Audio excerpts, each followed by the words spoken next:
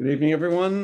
Welcome to our event on the Irish short story with three writers who have published new collections. Very much looking forward to this evening's discussion and reading and opportunity to interact with new work in this genre.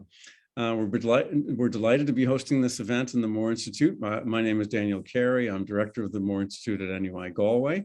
And this is, in fact, the second of three events in association with the Arts Council NUI Galway writer in residence, Tanya Farrelly, who you will notice is actually a participant in the event this evening. She, in fact, was the convener of our first event, and we have one next week, same time next week, on experimental writing going on in Ireland. I'm very much looking forward to that, too. This event and series as a whole is an association between the School of English and Creative Arts at NUI Galway and the Moore Institute. And I want to thank John Kenny and Mike McCormack for their involvement and inspiration. And also to thank Matthew Garrity, who's working things behind the scenes for us. So without further ado, I'm going to hand over to Mike McCormack. And thank you very much, Mike. Thank you very much, Dan. Great to be here this evening. Great to be here on the first night of December. This is All Souls Night, isn't it? Or this is All Saints Day. Sorry, All Saints Day. I keep getting the two of them mixed up, and I should note we're here at the beginning of Advent, and so there's something right and fitting about the fact that we have three books of short stories here to launch tonight. We have Tanya Farrelly, whom we know as our NUI Galway writer in residence with her book Nobody Needs to Know, David Butler with his book Fugitive, and Rosemary Jenkinson with Marching Season. Welcome to you all, and congratulations to you all, and we wish you luck with these three wonderful collections. I'm going to start talking to Rosemary, because as we reflected there and just before we came on, we've never met. Myself and Rosemary have never met or spoken before on that.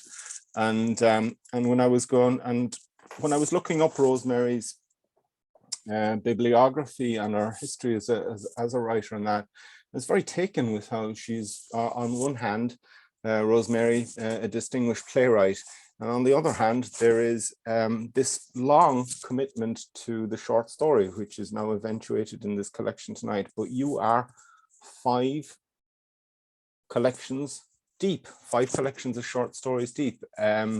That's a serious commitment. I can't think of anyone else you're the same generation as myself, and I can't think of anyone else of my generation who has been that devoted, who has worked that long and deeply in the mine of the short story and that. Yeah, I mean, I like to be prolific both in plays and short stories, and that's because it's the one thing that I can control, Mike. Like, other people can say it's good or it's bad, but the one thing I know that I keep producing, so that it's a statement in itself to keep producing. And particularly it's a lonely furrow, the short story, and it is regarded as a training ground for the novel. Yeah, I suppose that's the main thing. But yeah, I did my first short story, I think it was 1997. So it predates the plays, because the plays weren't sort of till 2004 was my first play. So it's, so it is my first love, and it isn't always easy to get them published, but yeah, I think that doesn't really matter. I think, yeah, it's an art form in itself, and it should be much more appreciated than it is. It strikes me, as you say there as well, too many people are inclined to see it, and touching on a theme that you yourself have brought up, outside pressures tend to want to push short story writers towards the writing of a novel, but they would seem to me to be a pleasing stubbornness in your own insistence on going with 5 collections of short stories.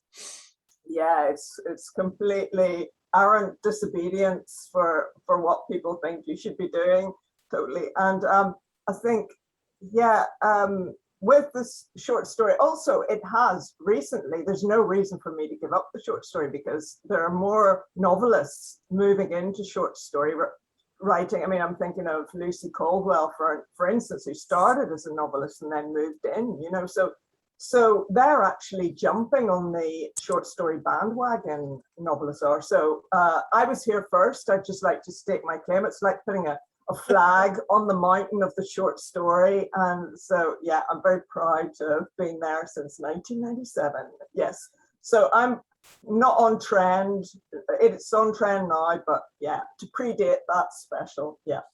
Sorry, so you're saying this back in 1997 was when you cut your teeth and that, yeah? As I'm thinking that would be about both of us about the same time and that. And the world wasn't quite so hospitable to short stories back then, were they? It wasn't, but it's funny because I was in Newcastle upon Tyne and I got on a course with a brilliant short story writer, Irish writer, London Irish really, and it was Bridget O'Connor, who was amazing. So God rest her, yeah. God rest her, yeah. She died so young and had so much talent in the short story. And so I was lucky enough to actually, that really put me on my path with a short story. So there you go. You see, even throughout the 90s where the short story wasn't really popular, it was A.L. Kennedy and the likes who were big short story writers, but it wasn't that popular. But I was lucky to meet one. If I'd met a novelist, perhaps I would have been down the novel path. She was Bridget O'Connor was quite a compelling presence, all right, back then. What was the name of that collection? Was it Here Comes John, or was that is that what it's called? Yeah, Here Comes John was one of them. Yeah, there were two. I can't remember the other, but I got both. I was at her book launch and everything, so it was they're really good, really top quality, very modern. You know? Yeah, I've heard so many people praise that collection and that. So when you were writing yourself and that, what were your exemplars that you looked at, and what were the ones that guided you, and what were the ones that you said, oh, maybe something like that, or something you said, no, I definitely don't want to do anything like that? Well, I loved, and I still do, I still go, it's like a touchstone for me, and it's Tami Janowitz's Slaves of New York, which was a brilliant collection in the 80s. It was the first time I actually read, and about New York fashion designers, the modernity of that, and it just totally sang out to me. And it was about those difficult relationships with men, which is also something very close to my heart. And so that kind of got me on that. But there were so many other brilliant shorts. Bruno Schultz is one of my favorite. Street of Crocodiles, yeah. Streets of Crocodile. I mean, it's so beautiful.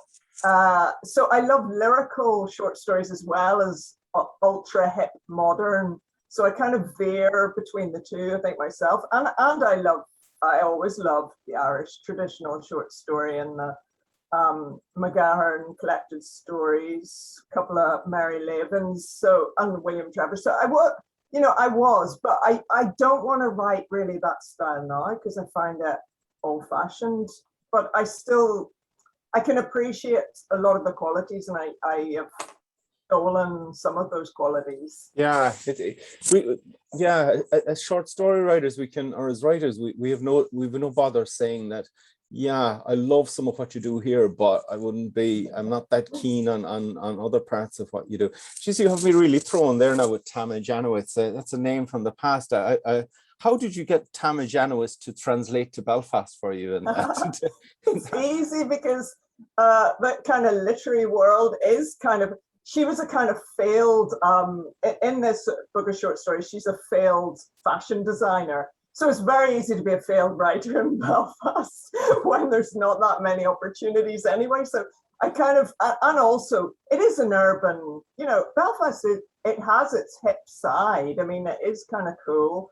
And and also, so I think it's very easy to do that because it's just that sort of whole striving ambitiousness within Belfast. I think there's about 4 or 5 years, Rosemary, between your last collection, Aphrodite's Kiss and For the Stories, and this book, Marching Season.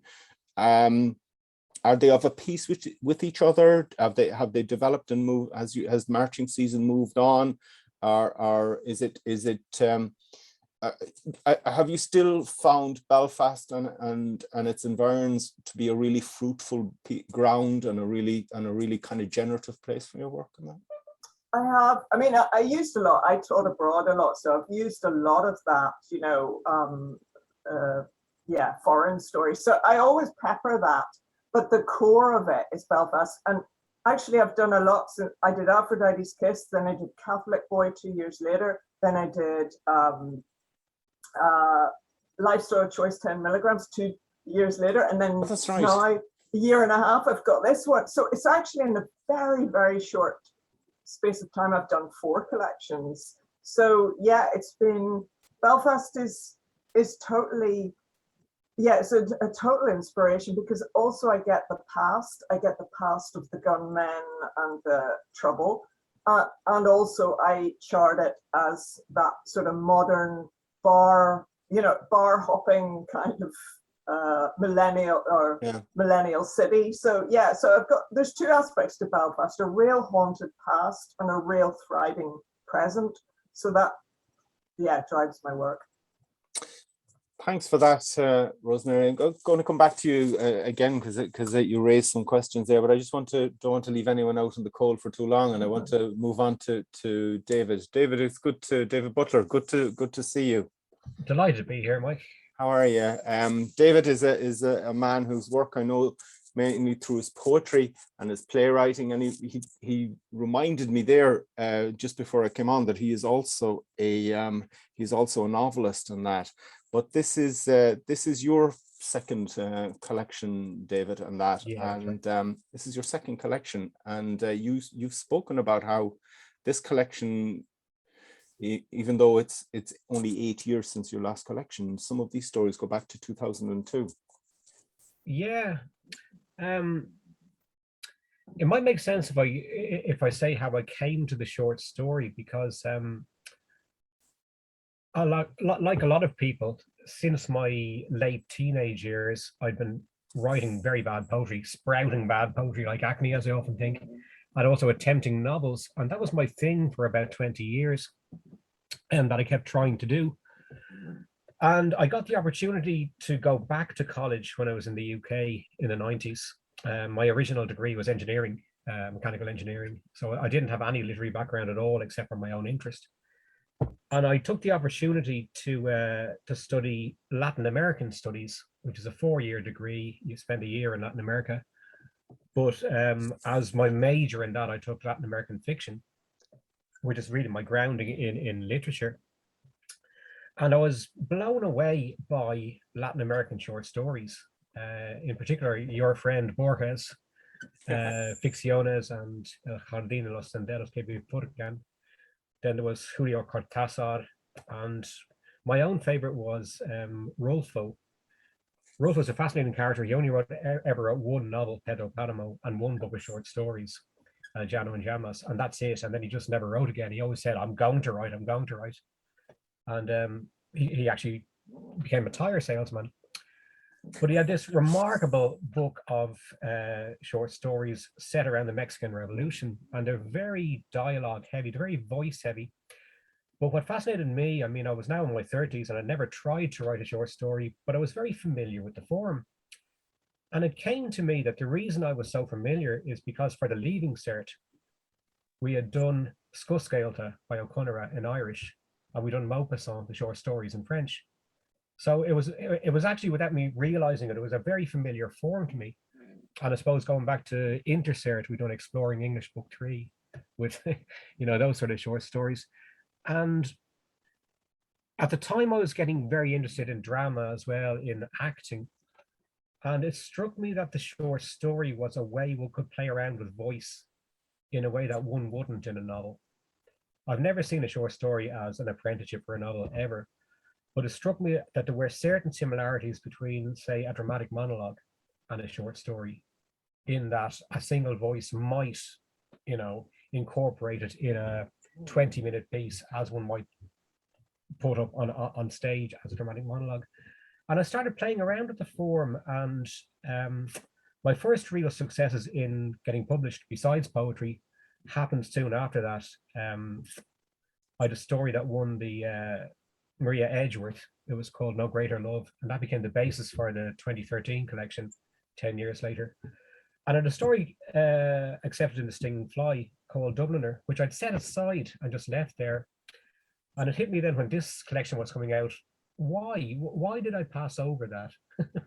And I dusted it off, and there were one or two early stories that I actually went back to, and without changing them that much, there was another one that had also won the Maria Edgeworth, but I'd never published it. I thought I'll include the full spread of 20 years of writing short stories in this collection. I mean, you know, it was 8 years since my last collection. Who knows, it might be 8 years since my next one. So I wanted to give it the full range. And it also has a full range of length. There's everything from just under 1,000 words to 15,000 words, you know, so it's quite a Catholic collection, I suppose, to put it that way. Small C Catholic. Yeah, the 15,000 word short story in that's you're not going to go anywhere with regards competition or journal with a story of that length and that. It never threatened or wished to become a novel or anything like that. No. I'm also not going to threaten to read it out tonight, though. No.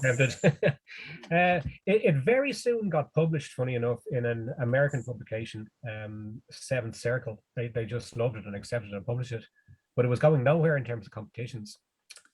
And does that have a particular devotion to long form short stories? If it's going to publish 15,000 words, I just knew that they had published longer ones. Yeah, but it doesn't particularly. I mean, mine was the only long story in that particular edition that came out that year.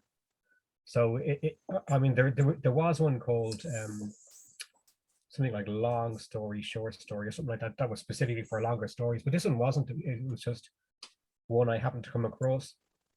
But I have found that, like when I was writing in the 90s, there were very few fora to put out short stories in, and in Ireland in particular, they were slightly controlled by the figure of David Marcus. It's become hugely more possible to get stories out there, and part of that is the proliferation of smaller presses willing to take a chance, but part of it is because of the proliferation of festivals, a lot of which will have a competition attached, and it's not going to be a novel competition, it's going to be a short story competition. And then online events or readings, again, a short story will fit. So I think in the last 20 years, there's a great possibility that within a month or two of writing a short story, it will either appear somewhere or be shortlisted somewhere, or you might read it somewhere. So you do have, it's less time sitting there on your hard drive as a novel. A novel might be there. You might have started 8 years ago and it might still be on your hard drive and no one's ever seen it. So there is, that's fascinating for me, I suppose.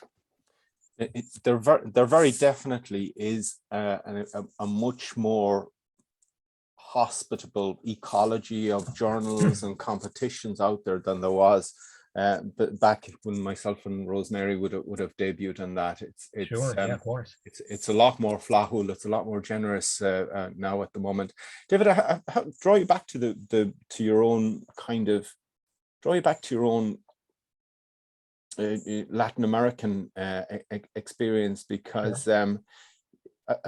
I don't know, I encountered the Latin American short story in my early 20s, and it kind of blew the head off me as well. The whole Borges thing, the Cortázar thing, and those two in particular. And I actually didn't know that Rolfo, or I might have known and completely forgot that he had written a book of short stories in that.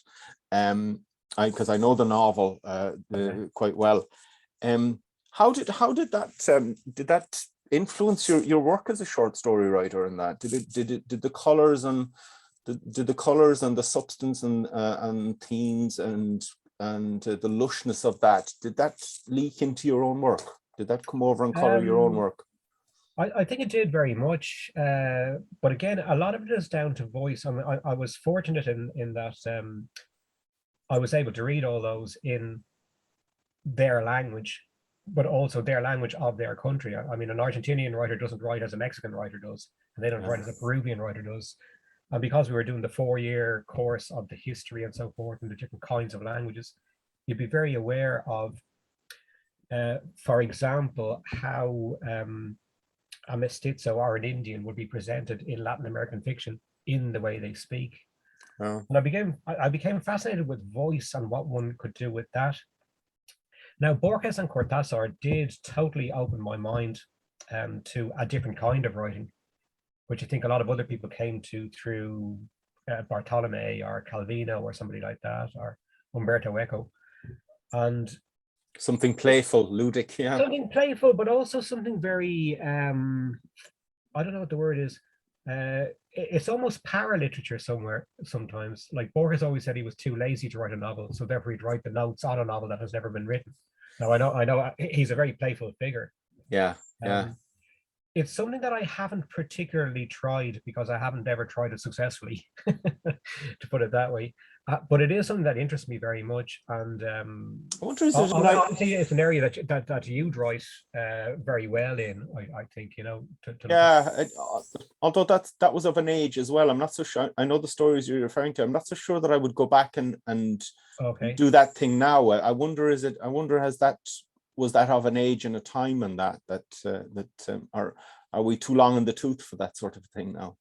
Well, there's also the fashion thing, because even if you're looking at the big novels of the boom, as it was called, the Latin American boom, the Garcia Marquez and Fuentes and people like that, the magical realism thing, that had its time as well, I think, in the 60s in Latin America, but it's the 70s and maybe the early 80s. It kind of ran its course and it became almost a parody of itself after a while. And I think the same thing happens in fashions in the short story. Like in the 80s and 90s, there was a big loosening up in the United States, you know, of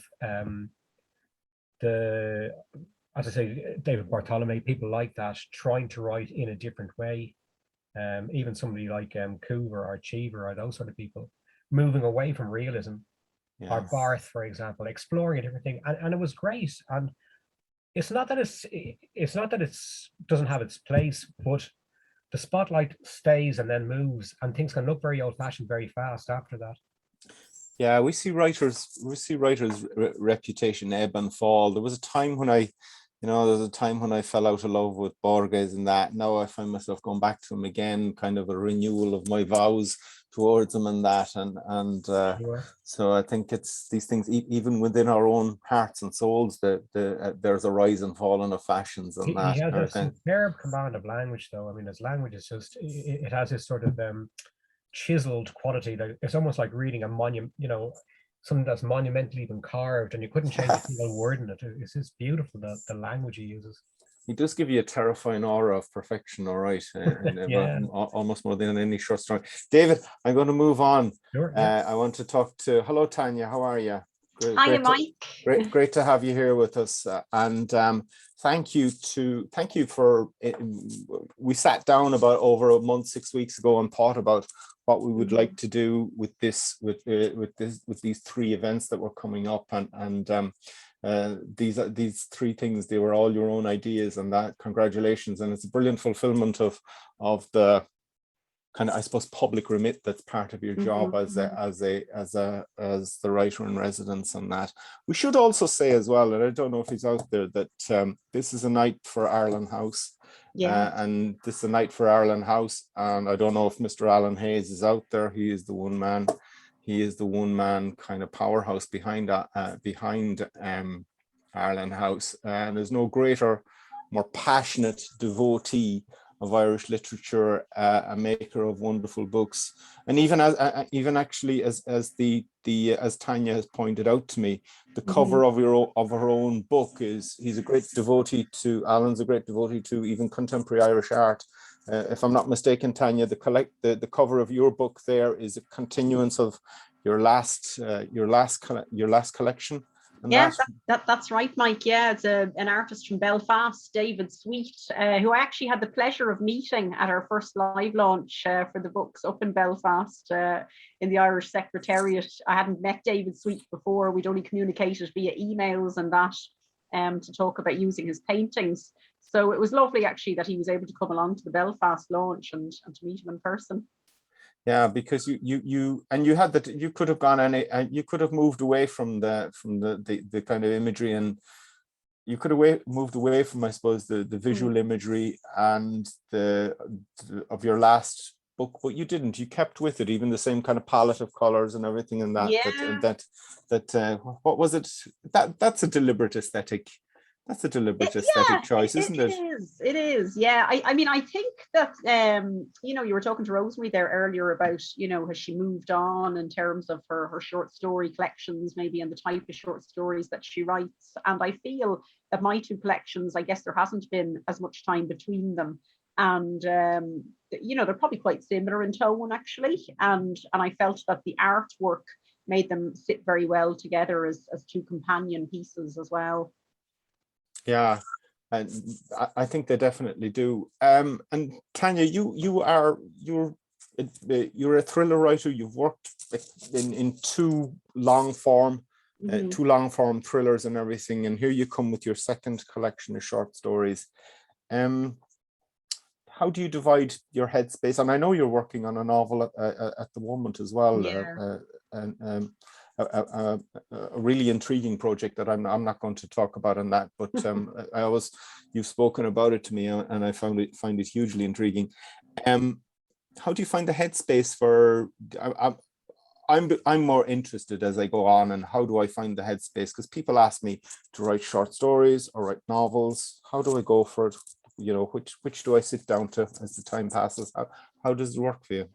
Yeah, well, I tend to concentrate on one or the other, Mike. Unlike David, who I know switches between the forms and the genres, I'm not really good at doing that. I think, once I'm concentrating on one project, I have to fully immerse myself in that project, and I can't really work on anything else.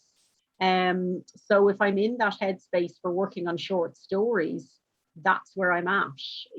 I'll focus on the stories. If I'm writing a novel, I don't write stories at all. Yeah, so it's either one or the other with it's you. One or the other would be. Yeah, definitely. And so this collection, Nobody Needs to Know. How long? What's the genesis of it? How long or short was it in the building of it? About 2 years, Mike, I would say, because that came out, when Black Dog Sing came out in 2016, and so did The Girl Behind the Lens, my first novel, which was quite an unusual experience in that it was two different publishers and there was only 6 weeks between the publications. So it was very odd. You wait years to be published and suddenly there's two books out at practically the same time. Then the next book was another novel, as you say, Mike, When Your Eyes Close, and that came out in November 2019. So there are 3 stories, I think, in Nobody Needs to Know, which I had written before I wrote the last novel, but everything else was after that novel came out. Yeah, so pretty much 2 years. Yeah, is it when you dedicate yourself, Tanya, to when you dedicate yourself and set your mind space in that short story writing place, does everything then begin to present itself to you within the narrow structure of a short story, or do you have to kind of discipline material and stop material from ballooning out all over the place, or is it no? You're thinking. You're thinking. It definitely doesn't balloon out, Mike. No, I think when I I know that it's a short story that I'm going to write. I suppose the only thing I would say is, since I've written the novels, I've noticed my short stories getting longer. Whereas a lot of them would have come in the first collection around the 2,000 words. I find myself kind of going to 4,000, maybe 5,000 words in some of the stories in the new collection. So definitely, I suppose the form has changed a little bit for me since I've written the long form fiction. Yeah, I really don't know if it's connected, but I think it must be. I wonder about that myself. I've seen in the past writers' second collections becoming the stories becoming longer and longer as even writers progress through their different collections. It's something we can ask Rosemary about. She's 4 or 5 collections deep, so I'd be very interested to see whether the stories in our 5th collection are on average, you know, longer or shorter than the ones in her early one. You said there that this was about 2 years in the making, and that so this means that some of this book was written during COVID time, and that do you think that COVID is many things, but is COVID was it hospitable to the short story, the world? It was hospitable to my writing in general, I think, Mike. And I suppose a few things happened around the same time. I mean, I was appointed writer in residence in NUI Galway in January. So, you know, we were in the middle of COVID. And then obviously the residency allowed me the time to focus on my writing. And I've got 50,000 words of that novel in progress written during COVID. And yeah, I felt, I suppose, because I do a lot of teaching and I do a lot of traveling to teach. So all that travel time, all that commuting time was cut out because everything went on Zoom. So it just, you know, between that and having the residency, it gave me a lot more time to concentrate on writing.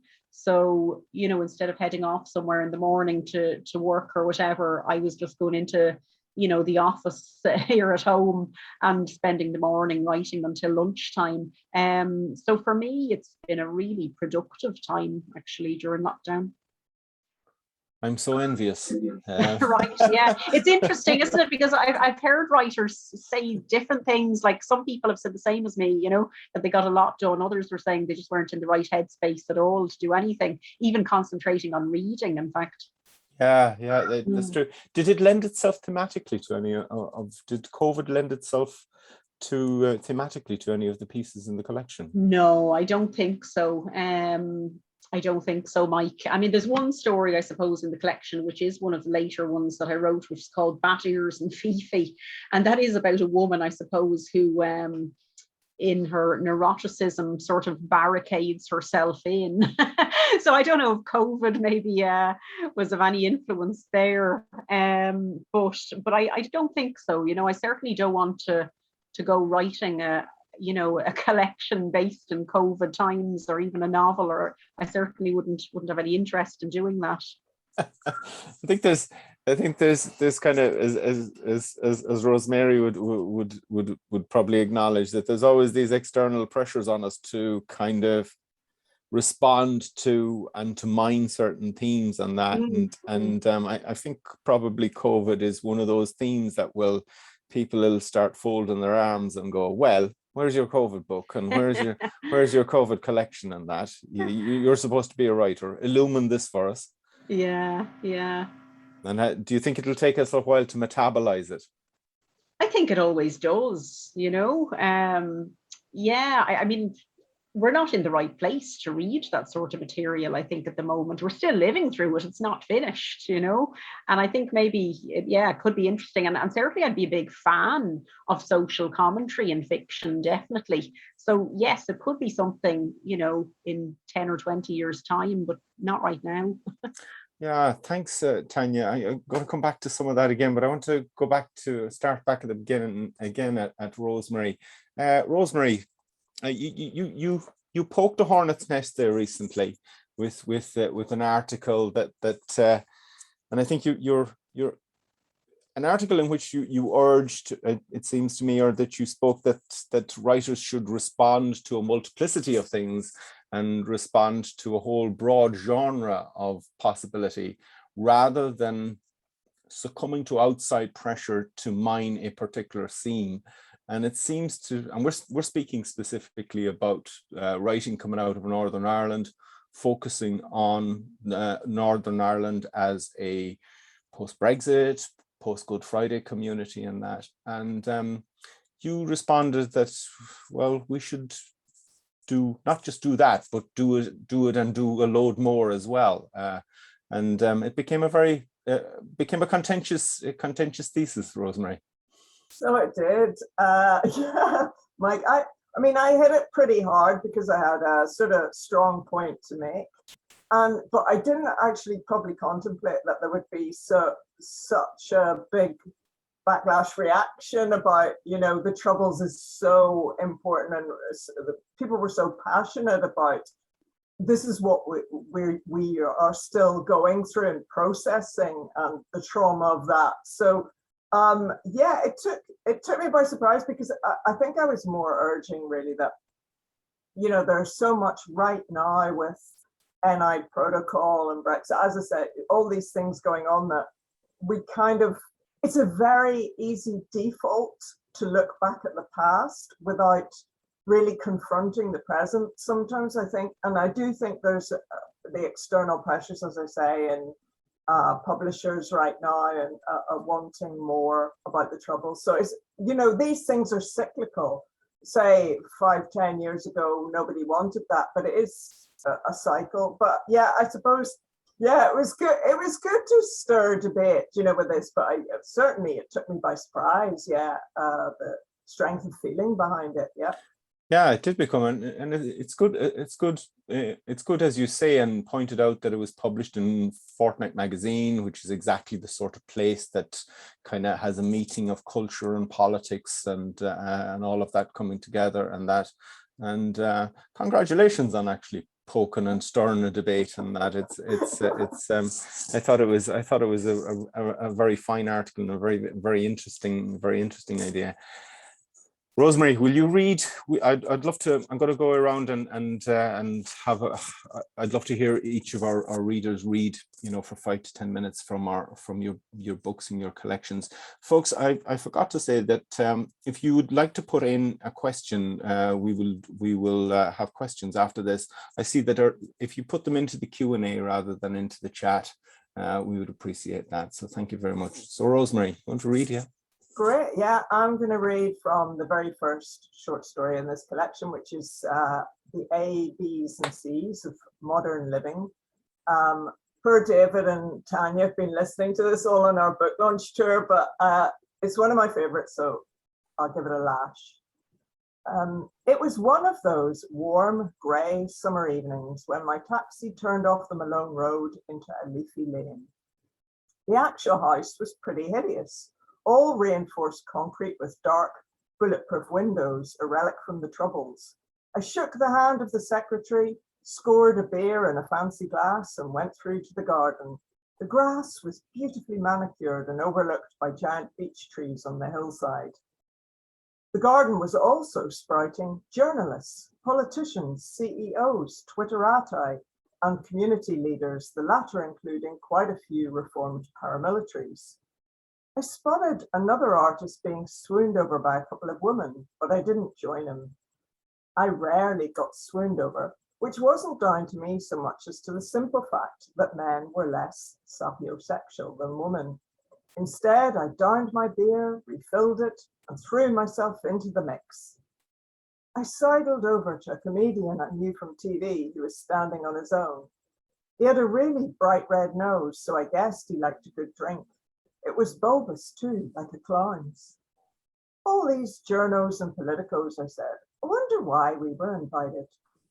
Because we are people of influence. Under the influence, I laughed, tilting my glass. He didn't even smile. A woman came up and hugged him. I knew her face from Twitter, and she knew of me too. Talking of which, she said, getting on her phone, let's do a post. Great, I said, flicking my hair back. The gallery owners were always telling me to be more prominent on social media. You take it, she said, handing me her phone. Disgruntledly, I snapped her and the comedian, cozying up, raising their beer glasses, then headed straight for another refill. Next, I wandered over to the smokers. The Green Party leader was smoking her head off and sucking on a beer bottle. Ah, straight from the bottle, I said. Yeah, cuts out the washing up, more ecological. Right. No, it's just because I'm an Hallian, she laughed. I liked her. A glossy business exec called me over to her table. Hey, Cora, tell everyone the story of you and me at Stormont. Story? My mind panicked. We'd been guest speakers of the lineup in Stormont, but there was no story. Fortunately, she couldn't bear to lose the limelight for 1 second and swept on with, "Smokers are the coolest people, aren't they, Cora?" "They so are," I agreed. "If you're not afraid to die, you're not afraid to live."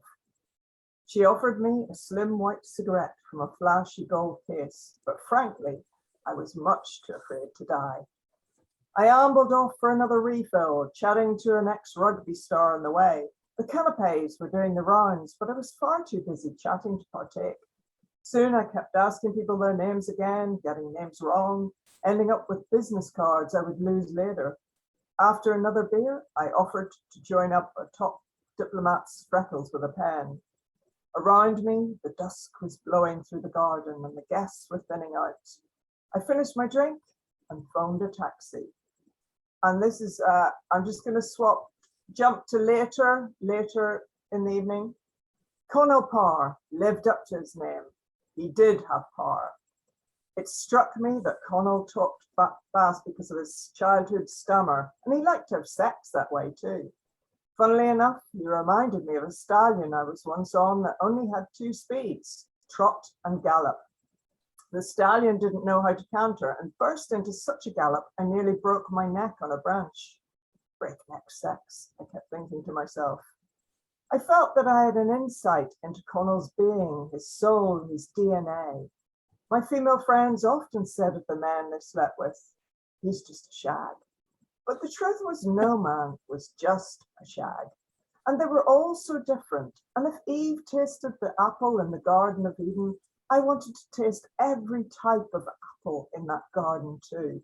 Ambrosia, winesap, red love, Cox's pippin, russet, Braeburn, Bramley, angel bites, strawberry cheeks, bloody butchers, Irish peaches, foxes' whelps. He continued to go in and out fast, bucking like a bronco that couldn't get a phantom rider off his back, foaming inside me with a pumped up purpled rage, leaving me raw and swollen. We must have been shaking the wall hard as a guitar fell down on top of us, the one that cost £4,000. And he pulled out, leapt off me, and laid it reverentially on the ground. Clearly, you had to be made of wood to be treated softly. I sucked him for a while as he bunched the back of my hair with his fingers to the same rhythm.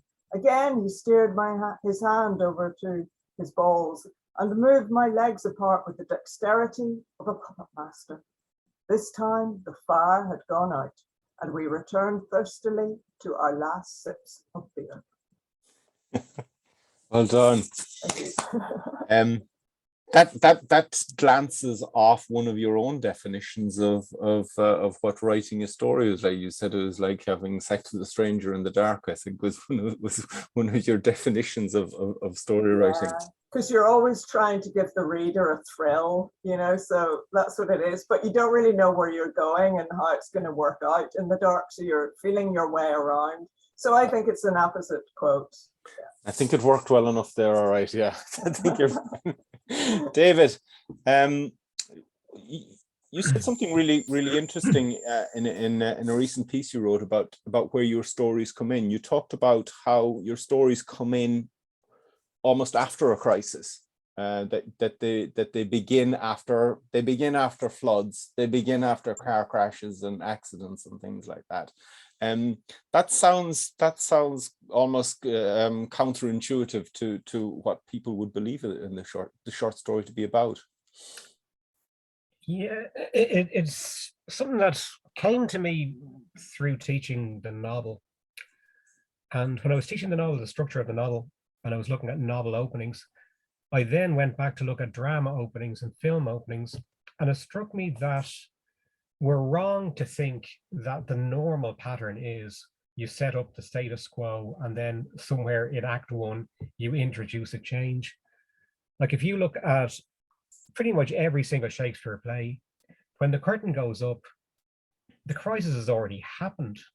Like Othello has already eloped with Desdemona and married her secretly, and the Turks are already invading Cyprus. Yeah. And we just find out about that. Hamlet's father has already been killed by Claudius. He's married the mother and he has been dispossessed. Lear is in the process of abdicating. So the curtain goes up on something that's already happening or already underway. And what I say in the novel is that you begin with the crisis before you even meet the protagonists, you know?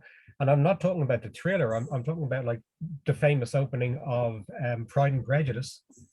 We find out that, you know, rich, eligible bachelors have moved into Netherfield Park because Mr. Bennet says it to his lady. We don't know who the Bennets are or where they live, but we know what the problem of the play is. The status quo has been overturned. Now we're going to get the response to that. Yeah. Same is true of Anna Karenina, begins with the Oblonsky household is in turmoil. That's the opening line. Or Joseph K is arrested. We've no idea who he is, but the situation is he's arrested. So you start with the disruption, I think, in almost all these. You start with the shark attack in Jaws. We don't know where we are, but there's a shark attack. Then we meet the people who might have to deal with that problem. And we're interested in them after we're interested in the problem. There's going to be a war between the Corleones and one other gang because the other gang wants to bring in drugs. Okay, who are the family? And very often the protagonist is a person who's least capable or least equipped to deal with that. And that's what makes it fascinating. And it struck me, I don't plan this, but when I was looking through the stories of this collection, it tends to be the case. It tends to be the case that if what I'm looking at is a situation has altered, and therefore, how is somebody going to respond to that? How is somebody going to take on that challenge? You know, or again, like when the curtain goes up on Julius Caesar, there's already a conspiracy underway. Cassius is trying to convince Brutus to join it because Julius Caesar has already been offered the crown 3 times. It's already happened. And I think, and this is true of Greek drama, this is how stories have always been told. So it's certainly not unique to the short story. Yeah. And as I say, Mike, it's not how I plan them. Yeah.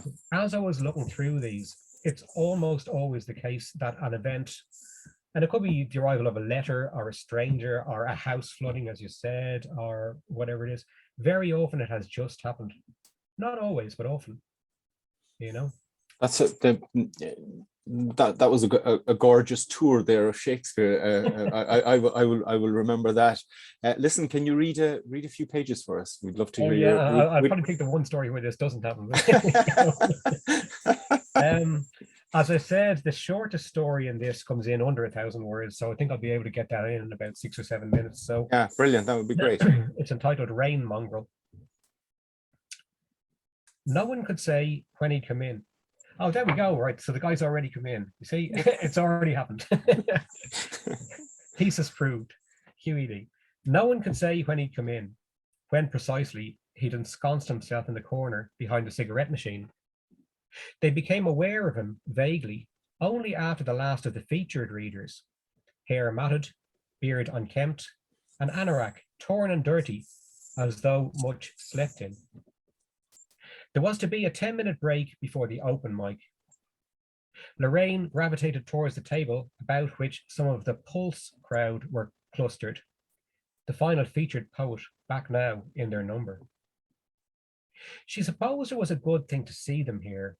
Mark maintained they were too much of a clique to show up unless to support one of their own. Is she any good? Lorraine had asked. Not my cup of tea. So why invite her? Precisely because, my dear, that crowd will only show up to hear one of their own. He'd been trying for months to get into their zine. Lorraine wasn't convinced, but then the spoken word was Mark's gig. Only the open mic part of the evening was her charge. She'd finally managed to coax a weary, oh, go on then, out of Katrina Coffey, the gawky, provocatively pregnant figure with hair part shaved, who edited the zine. When she felt the man's presence behind her, perhaps it was the round of supercilious eyebrows that altered her. I've a piece for you. It was a low, embittered voice, thickened with phlegm. It well befitted the weather-cudgel face that met her when she turned. I'm sorry, she smiled. I've a piece for you. His head flinched in such a manner as the director gazed down towards the gaping pocket. When she shook her head, not quite following, his fingers, shaking and filthy, drew out a roll of scribbled papers. The flesh about his eyes was so pouched and battered that it gave the disquieting impression he was looking out at her from behind a mask. Do I know you? She wondered. And she must have spoken it because she heard him ask, I don't know, Do you? Well, she said, we'll see. And then catching or imagining a round of smug exchanges at the table behind. Yes, she declared, why not? Is it long? Couple of pages is all. Great. We'll put you third up after the break, she prompted. He chose not to supply a name, merely nodded and repeated back behind the cigarette machine. The audience had thinned, so there were few in the bar beyond an odd straggler and a scattering of open mic regulars. It annoyed Lorraine that the Pulse crowd had departed the instant Katrina Coffey had recited her performance piece. She tried to fix a told you so grimace on Mark, but he was busy busying himself with whatever it was Mark always found to busy himself with. She consulted her list. Next up we have, she began, and it was as though her nod in the direction of the cigarette machine had drawn the figure in the anorak from behind it. He refused the microphone. He drew a hand once through his matted hair, looked at each of the few who'd stayed on, then turned his gaze directly to Lorraine, and without consulting the pages, he began. Have you walked the streets, the inner city streets, on any evening, dirty like this one, when the rain mongrel is down from the hills, how she brushes her wet fell against all the stippled brick and concrete until the air is thick with molting? Pavements wet and glistening, neon stained. Traffic sluicing water over asphalt and gutters swollen with their dull monotony of swallowing. Even the rivers, brown and bloated, pushing through the legs, the low arches, the bearded river gods. The back of the Halfpenny Bridge, a cat arched, and people. Have you seen people pushing, pulsing over bridges, huddled past up Mary, Henry, Grafton, hunched up, white faces tilted forwards, ill with haste, ill with, are stuck like wet petals to the inside of sweating cafe windows, and how the rain mongrel turns low and hunkers under her weight of hair, with night coming in early from the east, then choosing one anemic face out of the pushing crowd, how, stepping out, you shadow the impatient walk over echoing pavement, the step clack, heel clack, her umbrella a broken blackbird's wing, the footfall echoing longer as she pushes up through emptying streets away from taillights, herding early homeward along the South Quay towards the dark lit park. Up instead, up beyond Parnell's obelisk and the dull rotunda. He stopped. Will I go on? He said, no trace of a question, the eyes unflinching behind a puffy pugilist's mask. Lorraine looked to Mark. Even across the dim bar, his expression was as clear as a semaphore. It flashed, who the hell is this clown? She swallowed coin-tasting saliva, a hammering, fisting her throat. Go on, she nodded. Two shadows, faint, fainter, like second hands. One darkens, lightens, then another revolves, then start again at the next lamppost, a slow swing at your feet, and her shadows too, clock facing. She's heard. Stop dead. No, it's the stocking sagged. She teases over calf, and you catch her squinting softly, squinting into the rain. She rises, stamps twice, and almost looks back, steps out again into tangible air, fine-haired, where the rain mongrel has curled over the city and will not stir again now before light. Up past Mary's, the black church stuck out in the road, an island splitting the stream in the road, and see, she crosses over, turns up into a street of little low houses, not trying to look like you're in a hurry, not trying to look. A street of huddled bungalows, and at the corner did you almost run, afraid she might be already gone, and squinting through the drizzle, not sure you saw which house for certain, but what you did hear was the click of the front door, clear as a shot. Good man, David. Thank you. David, how old is that story, David? Well, it's a bit of a long story in that the rain mongrel that the guy recites in that That's a great phrase. Was a quarter of a story that won the Maria Edgeworth back in 2003, and that had set aside. And then I took that part out and gave it into the voice of the down and out. Yeah. And with the implication that he had actually followed the girl running it one night as a separate story. It was in the Lonely Crowd, I think 3 years ago maybe. So it's a lot more recent. And is there much of a temptation to rewrite, the story when it first appeared in a magazine to now it's finished iterate? Is there much of an inclination to rewrite? I try not to if I can. I probably shouldn't say this, but I felt that a figure like Derek Matten almost invariably made his poetry weaker each time he went back to revise it, and he was a compulsive reviser. And with my poetry or with my short stories, I think the temptation is always to go back and, to sort of touch it up and alter it. Not necessarily because you're better now, but because you see things differently now. Yeah. And to that extent, you'll change what is a record of where you were at that time. Yeah. So to that extent, I try to avoid. There's a story of, was it Bonnard, the artist, being thrown out of the Louvre at the age of 85 because he was touching up one of his paintings. Yeah, you wouldn't want to be like that. Although there is some of us have that temptation, and that. Oh, the temptation is there, certainly. Yeah, it is. Yeah, Tanya, how are you? Tanya, do you succumb to that temptation, or do you leave it as it is? Yes and no. I mean, I rewrite as I go. I've talked about this in terms of drafting, and some people scribble out a draft and then they go back and they write draft after draft.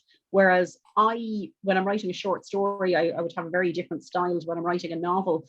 Because the novel, you do just have to get the story out there and then go back. But with the short story, I try to get the sentences and the paragraphs as perfect as I can as I go along, So I would start off each writing day when I'm writing a story, reading what I had written the previous day, and seeing if it's as good as it can possibly be before moving on in the story. But I think in terms of rewriting, you're never really finished, Mike, because, I found myself in situations where I might be reading a story in public and I may change a word here and there. You're laughing. You've obviously done it yourself, I find myself, I read what should be there rather than what is there. Yeah. So there's always that temptation, even doing public readings, you're still editing your work. We'd love to hear you read, Tanya. Read the definitive version for us there. I'll read what's on the page. Yeah. I had an article published in the Irish Times today, Mike, and it was about truth and fiction. Because I always say I think all good fiction has some kind of an element of truth, whether it's a personal truth or whether it's someone else's truth that you kind of take on board and put yourself in that person's shoes and have empathy for them. But the story I'm going to read, I did talk about in the article because it is quite a personal truth, and it was based on quite a traumatic experience that myself and David had of a neighbour who was living in our apartment block here, who had a bit of a breakdown, but became quite aggressive and started making all sorts of threats towards us. And so this is where the inspiration from this story came from. So it's called Ding Dong Johnny. You could die in this place.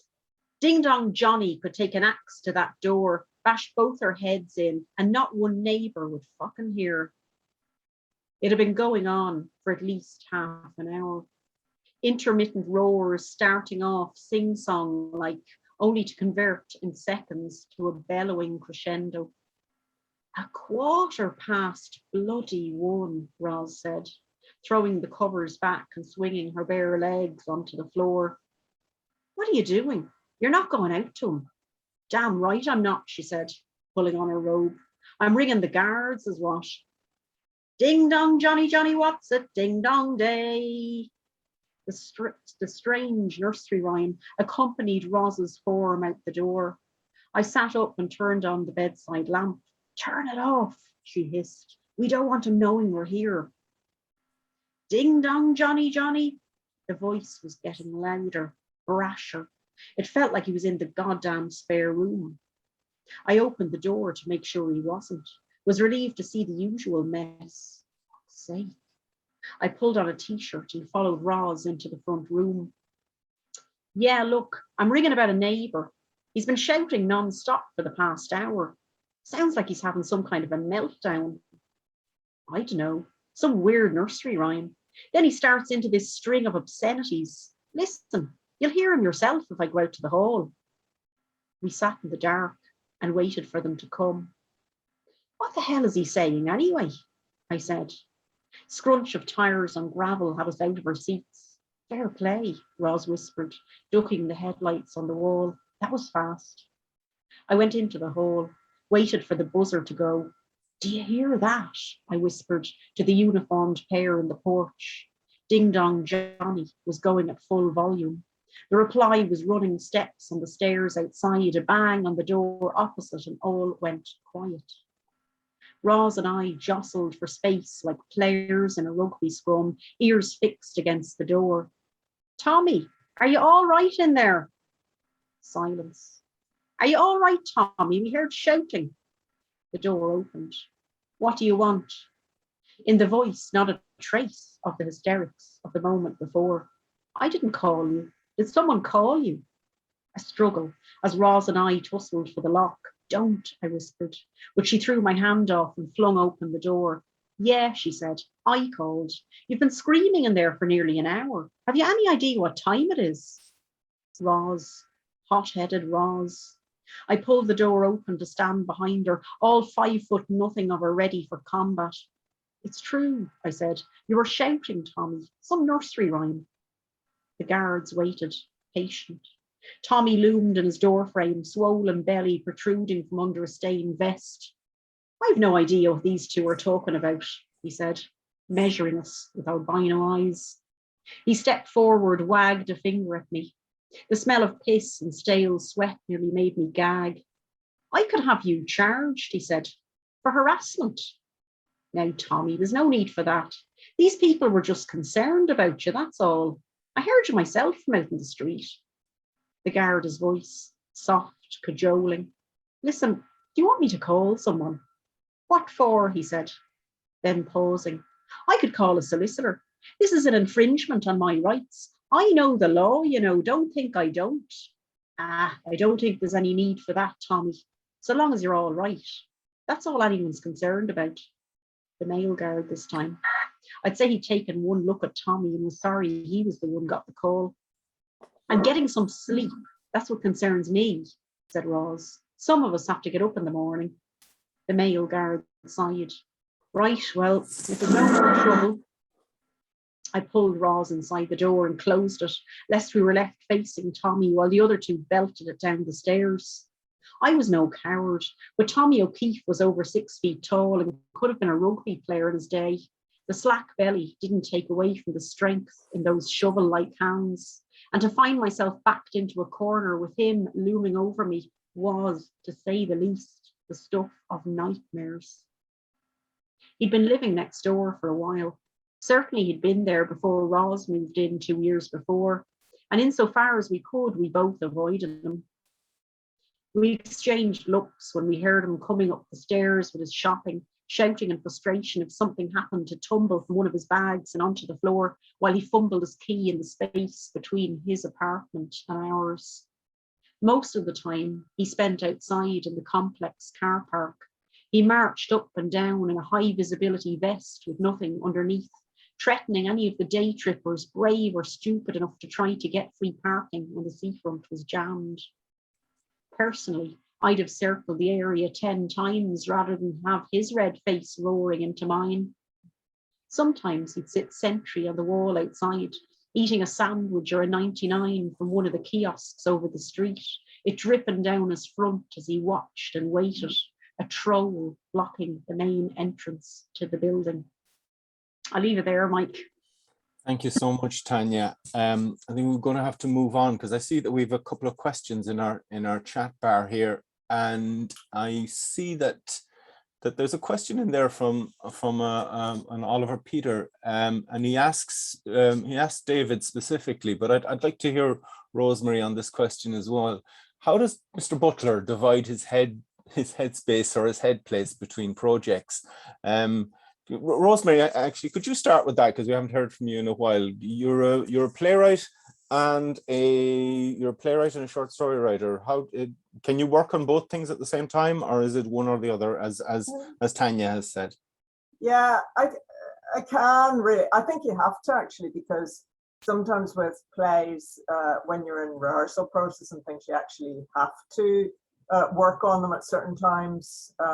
So yeah, I think I say particularly what David said. Of course, if it's monologue and you're doing a voiced first-person story, I mean, it's incredibly close. There's really hardly any difference.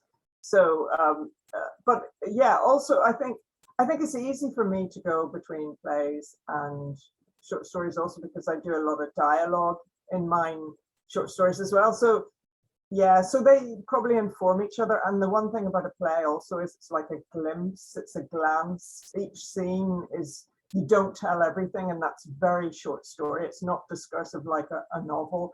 So it's the brevity is very, so they're similar art forms. And thank you, Rosemary. David, your head divided between novels and plays and short stories and poetry. Do you get any peace at all from yourself? Most things that happen in the small hours of insomnia with me, and most things begin with voice. Even poetry will begin with playing with words, playing with language, playing with the sound of images as much as the visual of images.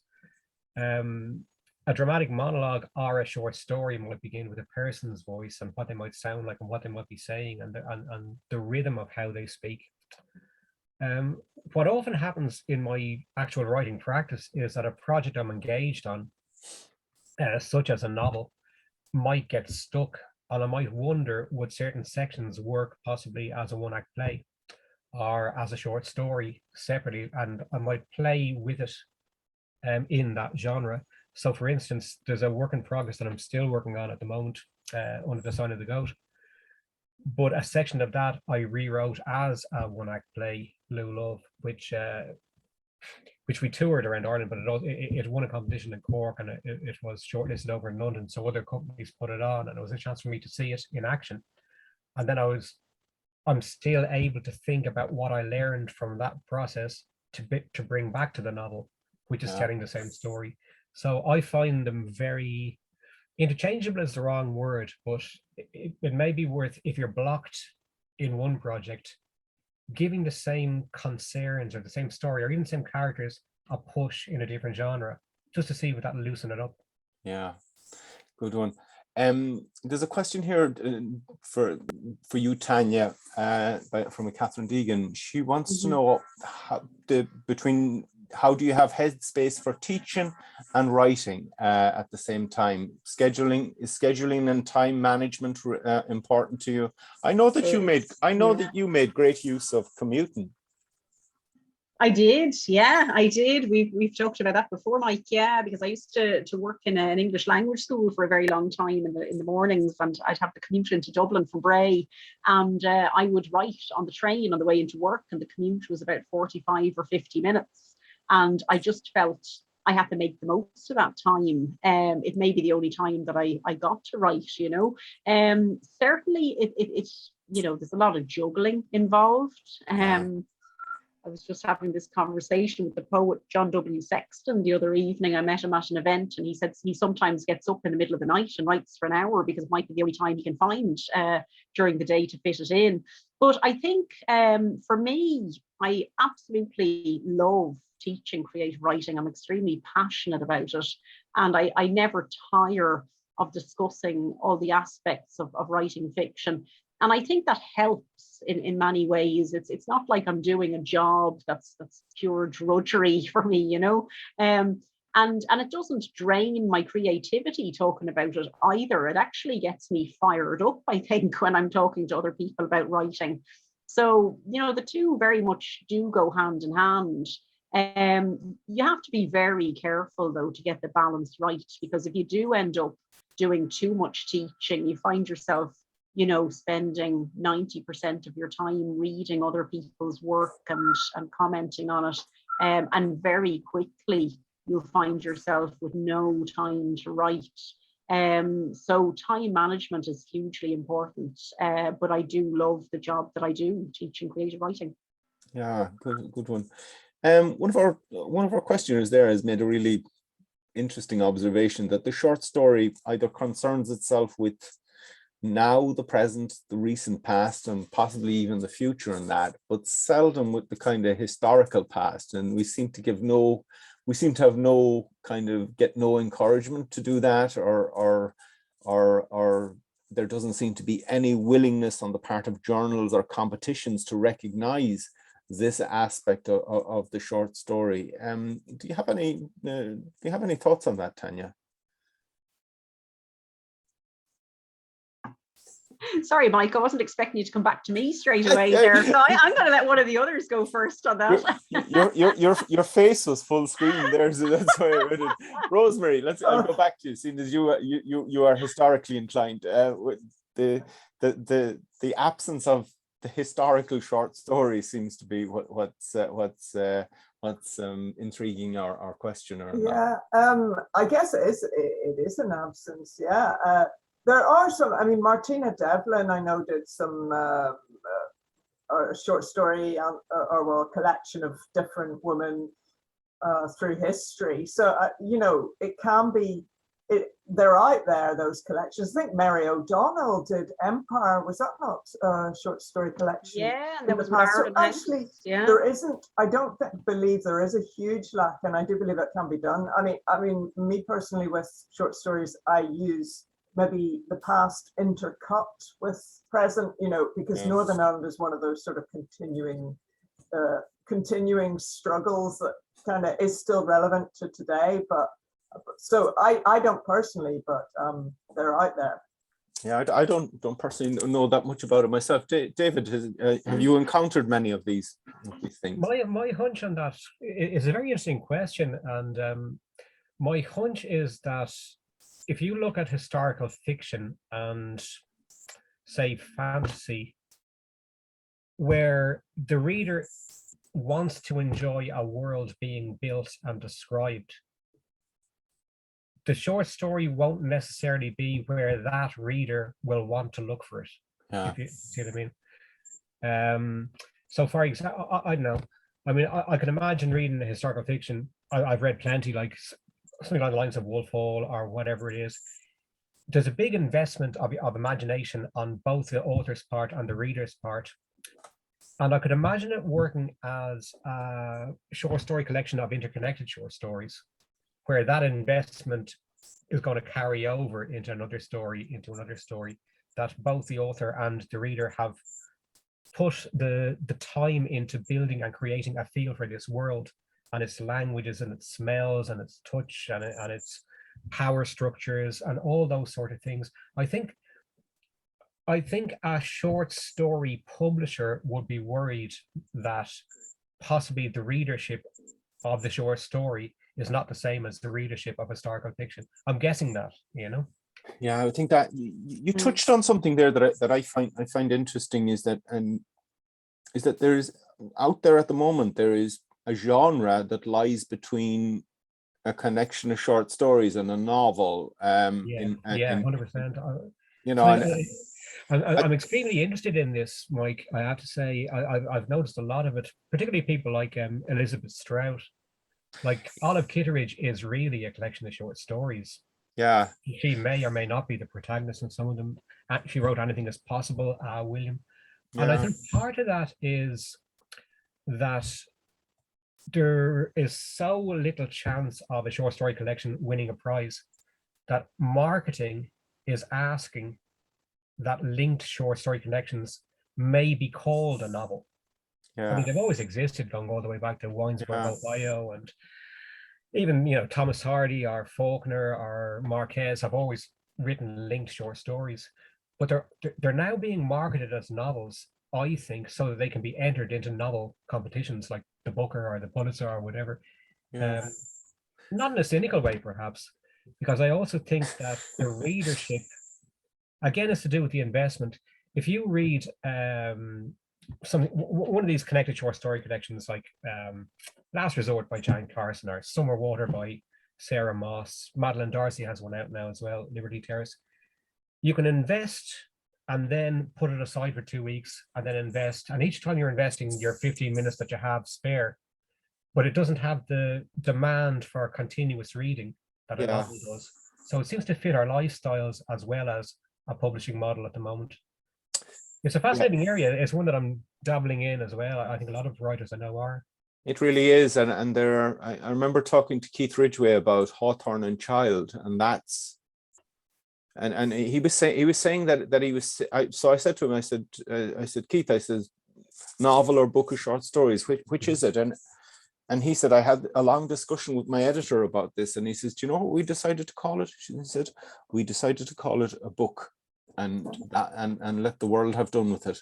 And that, Rosemary, it touched on a subject there that you drew attention to before we came on air, and that is that while this might be a healthy moment and time and period for the short story, it's a real pity that there isn't a major dedicated prize given over to the short story. Yeah, there is just the Edgehill Prize in England, and that's the only big prize. There was the Frank O'Connor, and that's gone. So I think that's another reason why David's saying that. I just wanted to say that if I wrote a cross between a novel and a short story collection, I'd call it a shovel. So I think there's a real market for shovels these days. So, but no, yeah. So, oh, okay, I've lost it. Ask Tanya. Tanya, the absence of a major prize out there. Maybe something we should agitate for, that someone would. I think we should. Yeah. I mean, as Rosemary was mentioned, the Frank O'Connor there. I think that was brilliant. You know. It was only when she pointed it out that it became really obvious, wasn't it? Yeah, I don't know where it went or what happened. I think we were saying earlier that it stopped maybe in about 2015, and I know there are, you know, other prizes that include both novel and short story, the Kate O'Brien, for example. But I think it would be nice, definitely, to have more prizes dedicated to the short story. And just to go back to Cassie's question about historical fiction, I was thinking about that just while Rosemary and David were answering as well. And there really is an absence of historical fiction stories, as Cassie said, in contemporary journals. And I would love to see contemporary journals publish more of that. I was quite worried there when I was listening to David saying maybe publishers feel that readers of historical fiction wouldn't be necessarily readers of short stories, because I've got half a collection of historical fiction stories written as well. I actually thought I was going to get that book done before Nobody Needs to Know. And interestingly, while I was really enjoying writing the historical fiction stories, I found myself getting slightly bogged down by having to research the time and the country that I was setting each story in, because I had this idea that I'd write a collection of 10 or 12 short stories set in different European cities between the two world wars. So it's something I'm definitely going to go back to now when I finish this novel. So I have 2 projects on the go. But I do hope those readers of historical novels, like Cassie mentioned, Prague 1938, I see there by Dara Kavanagh, that they will be interested in reading short stories in the same ilk as well. Yeah, I just, it's funny, I read a collection recently, and it is a mix of historical and present day, and I find it very difficult because it's such a big switch to go past from present. You know, I mean, we're start with short fiction anyway, and I find that personally for me just quite difficult to get the head round. Yeah, that's why I didn't want to mix them in one collection, Rosemary, you know, because I could have, could have done that. And I just thought they're just far, far too different, the contemporary ones with the historical. Folks, there's just one question I'm going to pass around to you, and then we will call it a night. Thank you so much for your generosity and brilliant readings, and for your just presence. Tanya, thanks a million for this wonderful idea of bringing this launch to the Moore Centre. And the question is this: what can writers just starting out learn by writing short stories that would be helpful to them in honing their craft? What is it that starting out writing a short story can teach you, young writer? Tanya, your face is there. Economy of words, Mike, I would say. You know, as we know, in a short story, everything has to count. There's nothing superfluous that can be in the short story. Everything has to be relevant. And I think, you know, as somebody who started out writing short stories, I think I brought that, or at least I hope I did, to my novels, that not a word is wasted, you know, that you're not going off on any tangents, that the writing is really, really tight, and everything that's there is something that needs to be said. So for me, that would be it. It would be really honing that style and you know, just getting rid of all the fat that shouldn't be there, you know. Thank you. Rosemary, what can we learn as beginning writers from the short story? Yeah, I suppose that it's just you can learn endings. I think the most important thing when you write is where you're leading to, and I think the short stories, the ending is always, to me, everything, because it's that you're teaching that one moment of light where everything that's been leading up, it just feels like the right ending. So I think that's the great thing about short stories. You'll learn that, and of course, editing, it teaches you editing as well. But the main thing is how to write a good ending. I think that's really important. Short stories, unlike novels, are won or lost in the ending. Bringing a short story to a conclusion is a really difficult, can be a really difficult proposition. David, yourself, what do you think we can learn? Our young writers can learn from it. It's when you were talking about the beginner writer or the emerging writer, I think to that extent, one can think of the short story as being something along the lines of an apprentice piece, where it's short enough and small enough in size that one can experiment. So one could say, okay, I've told this in the third person. How would it be told in the first person? How would it be told in the first person of the antagonist rather than the protagonist? How would it be told in the present tense rather than the past tense? And you actually have the time to try that out. It doesn't take that long to change a 2,000 word story from past tense to present tense, from third person to first person, to change the perspective. So to that extent, one can try out an awful lot of things. One can try out an awful lot of voices, an awful lot of use of language, and learn a lot from doing that. Whereas if one is embarked on a novel, you're not going to do that. Well, you can. I mean, famously, Dostoevsky had written 100 pages of Crime and Punishment as the first person confession. And he thought, no, it's not. No, I'm going to write it as a third person. And he had to dump those, you know. So I didn't know that about Dostoevsky, but yeah. And similarly, Pride and Prejudice was originally written as a book of letters, a novel of letters called First Impressions, and then she thought, no, it's probably not going to work as a epistolatory novel. But with the short story, you have a chance to play around a bit. I often, when I'm teaching the beginner groups, I give them the opening line of one of my stories, which is just something along the lines of the mist coming off the mountain was becoming rain. Otherwise, they never would have taken that lift. And I always say, okay, if we change that word "they" to "we," what's the difference? You know what I mean? And I don't answer that question. I just toss it out there, and a discussion comes. So, for example, with they both might wind up dead. With we, at least one will survive. You know, there's tiny little things that you can do with a short story that you can actually see the result of, I suppose. And to that extent, it's a hugely useful apprentice piece, though it should never be thought of as that when you're serious about writing, I suppose.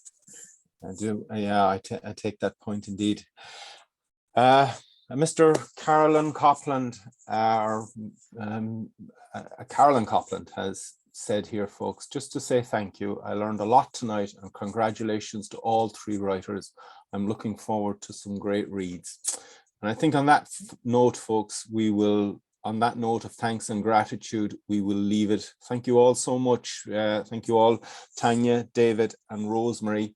Best of luck with your collections. Tanya Farrelly, Nobody Needs to Know, Fugitive by David Butler, and Marching Season by Rosemary Jenkinson. I hope the 3 collections fly for you folks, and we look forward to hearing from you again in another year or 2 with your next collections, your next plays, your next books of poetry and everything. Congratulations, thank you, and good night. Thanks, Mike.